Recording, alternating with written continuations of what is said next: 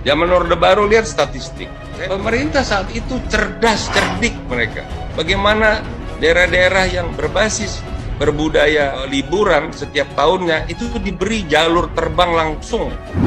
Pak Harto dulu dalam membangun punya yang namanya GBHM. Jika pembangunan itu terencana, tersistematis. Beda setelah era reformasi ini. Wewenang MPR yang tidak lagi memiliki GBHM. Di mana setiap era pembangunan nasional 5 tahun itu diserahkan pada visi misi capres. Seperti Korea Selatan, begitu pandainya mereka mensiasati hanya menjual model-model K-pop begitu, ya. Itu 5,7 sampai 7% kontribusi mereka terhadap PDB-nya, terhadap pendapatan negaranya. Karena itu aku nggak tahu nih Pak Effendi Simbolon kepingin banget jadi menteri. Kan itu masalahnya. Nggak kan kalau Effendi kayaknya udah gimana? Adakah presiden kita Jokowi berbicara berkelas dunia juga yang kita produksi, yang kita joinkan sama Korea? Kan nggak ada pidatonya. Pak Jokowi sudah membuat skala prioritas pembangunan infrastruktur. Mengapa demikian? Karena beliau ingin mewujudkan sila kelima Pancasila, yaitu keadilan sosial bagi seluruh rakyat Bangsa Indonesia. Kita belajar melihat kasus case per case. Apalagi sahabat saya Pak Effendi Simbolon lebih banyak ngomong politiknya dari tadi. Kita nggak tahu kan kalau kemarin dia Menteri SDM-nya mungkin lain lagi dia ngomong. Sayang aja Pak Effendi Simbolon politisi. Saya justru prihatin ya. Prihatin Indonesia semakin mengalami kemunduran ya. 5 tahun terakhir proyek apa yang besar? Hampir nggak ada kok. Yang mana yang digunting pita oleh presiden kita? Nggak ada. Mengapa demikian? Karena 73 tahun Indonesia merdeka, di Indonesia bagian timur, di Papua, NTT dan sebagainya, daerah-daerah yang melihat aspal saja rakyatnya itu belum pernah. Effendi berpendapat kurangnya pengalaman Jokowi dalam berpolitik membuka peluang untuk pemakzulan oleh lawan politiknya. Selain itu, ia menekankan sikap Jokowi dalam menentukan kebijakan harus menghormati undang-undang dan bukan membuat gebrakan tanpa dasar.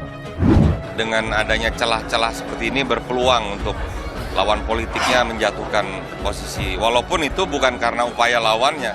Jadi berbeda, ini karena kesalahannya sendiri gitu. Jadi kelemahan kesalahannya itu mampu dan bisa dimanfaatkan oleh lawan politiknya. Salam pembaharuan. Saudara, nama politikus PDIP, Effendi Simbolon, masih menjadi perbincangan panas di media akhir-akhir ini. Belum lama melontarkan bola panas di ruang rapat Komisi 1 DPR RI perihal ketidakharmonisan hubungan Panglima TNI Jenderal Andika Perkasa dengan Kasat Jenderal Dudung Abdurrahman. Lalu memuncak pada pernyataan pedas yang menyebut TNI sebagai gerombolan seperti ormas, hingga memicu kemarahan dan protes keras dari kalangan TNI, dari prajurit hingga kodim di berbagai daerah. Effendi pun akhirnya terpaksa harus minta maaf secara terbuka dalam konferensi pers. Publik pun dibuat geram. Entah apa maksud orang ini dengan melakukan manuver dan akrobatik politik yang lebih terkesan sebagai oposan ketimbang posisi partainya sebagai koalisi Presiden Jokowi. Karena dalam waktu yang bersamaan, bahkan sempat viral video Effendi Simbolon yang menyebut Indonesia malah mundur di era Presiden Joko Widodo atau Jokowi. Dikutip dari video yang viral itu, Effendi Simbolon membandingkan masa kepresidenan Soeharto atau Orde Baru dengan rezim Joko Widodo. Menurutnya pemerintah saat itu lebih cerdas dan cerdik daripada pemerintahan hari ini. Pemerintah saat itu cerdas cerdik mereka. Bagaimana daerah yang berbasis budaya dan liburan tiap tahunnya diberi jalur terbang langsung. Tutur Effendi dalam video tersebut. Zaman Orde Baru lihat statistik. Pemerintah saat itu cerdas cerdik mereka. Bagaimana daerah-daerah yang berbasis berbudaya liburan setiap tahunnya itu diberi jalur terbang langsung. Selain itu, Effendi juga membandingkan pemerintahan Jokowi dengan Korea Selatan. Negara yang terkenal dengan K-pop-nya itu, menurut Effendi, mampu memaksimalkan apa yang mereka miliki. Korea Selatan begitu pandainya mereka menjual mode-mode K-pop begitu. Itu 5,7 sampai 7% loh kontribusi mereka terhadap pendapatan negaranya. Lanjut Effendi. seperti Korea Selatan, begitu pandainya mereka mensiasati hanya menjual model-model K-pop begitu, ya. Itu 5,7 sampai 7% kontribusi mereka terhadap PDB-nya, terhadap pendapatan negaranya. Ia lalu membandingkan rezim Jokowi yang selama ini menurutnya hanya membangun bangsa melalui investasi asing yang menurutnya banyak merugikan Indonesia. Adakah presiden kita Jokowi berbicara berkelas dunia juga yang kita produksi, yang kita joinkan sama Korea? Kan nggak ada pidatonya. Kata Effendi Simbolon, selama 5 tahun terakhir tidak ada proyek besar yang digunting pita oleh Jokowi. Saya prihatin Indonesia semakin mengalami kemunduran, tandasnya. Saya justru prihatin Indonesia semakin mengalami kemunduran ya. 5 tahun terakhir proyek apa yang besar? Hampir nggak ada kok. Yang mana yang digunting pita oleh presiden kita? Nggak ada. Tak urung, sang kolega sesama politisi PDIP, Ruhut Sitompul membalas pernyataan Effendi Simbolon itu soal videonya yang viral tersebut.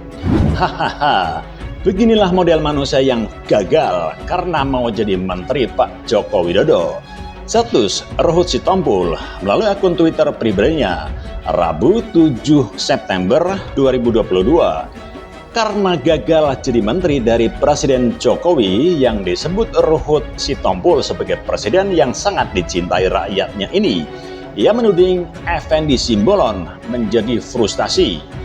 Jadinya frustasi berat, memalukan. Tolong sesama bus kota dilarang saling mendahului. Tambah politikus sekaligus advokat ini. Saudara, mari kita lebih mendalam dalam mengulas jejak kebusukan Effendi Simbolon, si pengkhianat terhadap Presiden Jokowi yang ternyata tak cukup sampai di sini. Saudara, beberapa waktu lalu, anggota Komisi 1 DPR ini bahkan sempat menyatakan jika Presiden Jokowi lebih baik melepaskan jabatannya alias mundur lantaran tak bisa menyelesaikan krisis ekonomi Indonesia. Hal itu makin diperburuk dengan membanjirnya tenaga kerja Cina yang akan bekerja di perusahaan tanah air.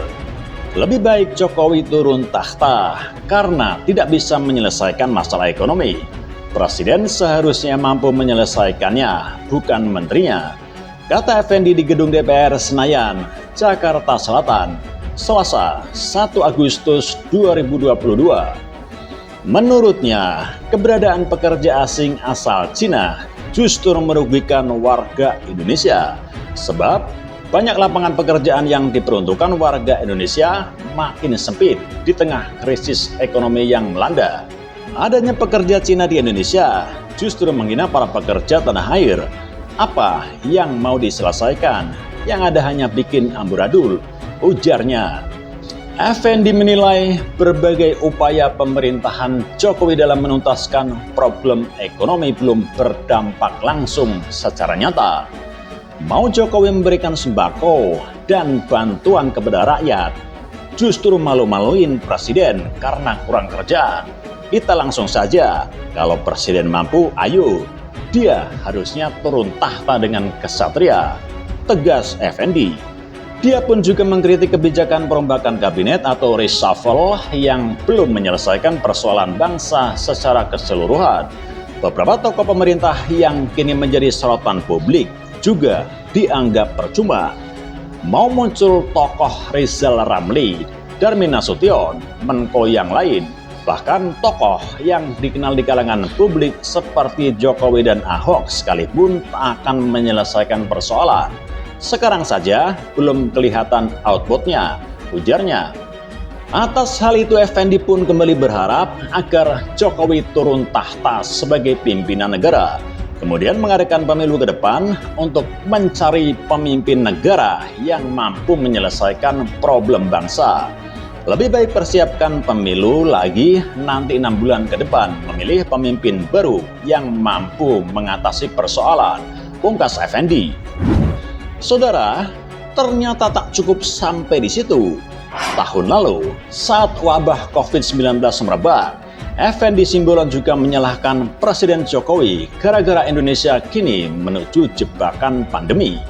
Effendi Simbolon menyoal Presiden Jokowi yang tidak memberlakukan kebijakan lockdown sejak awal pandemi menyerang Indonesia.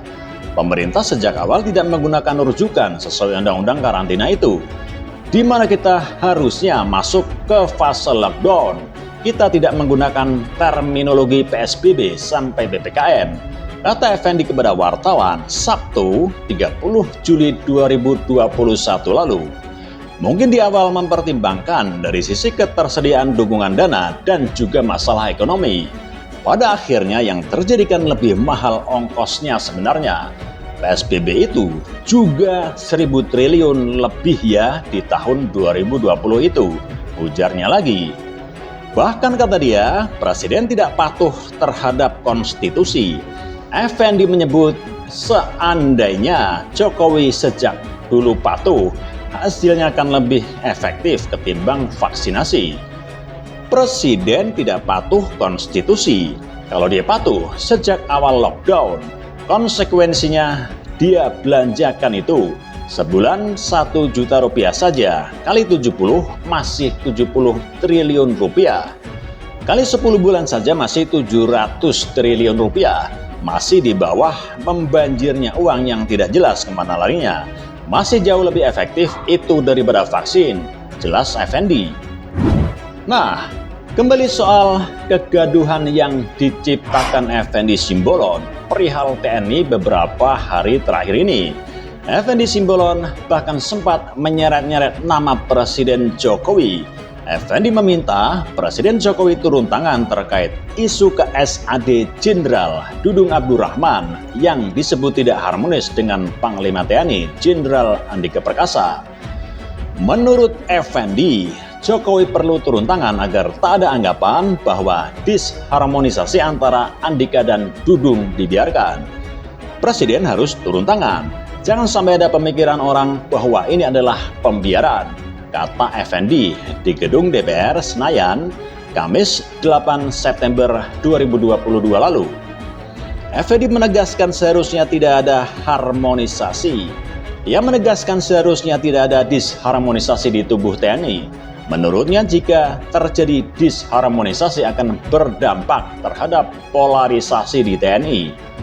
Sekarang tak boleh terjadi disharmonisasi, toleransinya harus zero dong. Ini kan polarisasi berdampak. Kalau di atasnya disharmoni, di bawahnya ini kan semua orang tahu, terasa semua, tutur dia. Karena itu ia menyebut ingin meminta penjelasan secara jelas dari Andika, Dudung, dan Menhan Prabowo Subianto terkait hal tersebut. Saya ingin meminta penjelasan yang kami terima informasi kurun November-Desember di sini. Kok begini? Saya tak mau menjawab itu sebelum mereka menjelaskan. Akan lebih baik dijawab Pak Panglima, Pak Dudung, nanti di tengahnya ada Pak Menhan. Karena Menhan harus dimintai juga penjelasannya, kata Effendi.